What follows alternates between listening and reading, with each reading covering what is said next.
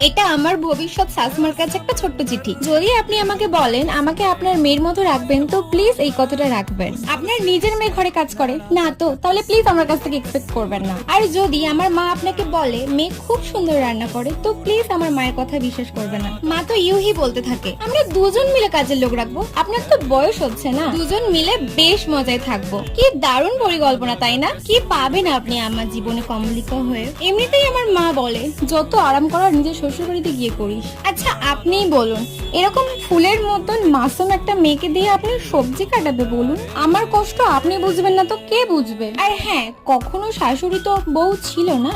আপনার ছেলেরটাকে দুজন মিলে অনেক মজায় থাকবো। আর প্লিজ কখনো বাচ্চা নেওয়ার কথা বলবেন না, আর যদি বলারই হয় তাহলে একটু দেরি করেই বলবেন। এখন আমার পটি পরিষ্কার করার বয়স বলুন? যখন আমি আপনার বউ হয়ে যাব তখন আপনি বলবেন সবসময় খুশি থাকার কথা। আপনি কথা দিন সবসময় আমাকে খুশি থাকতে দেবেন।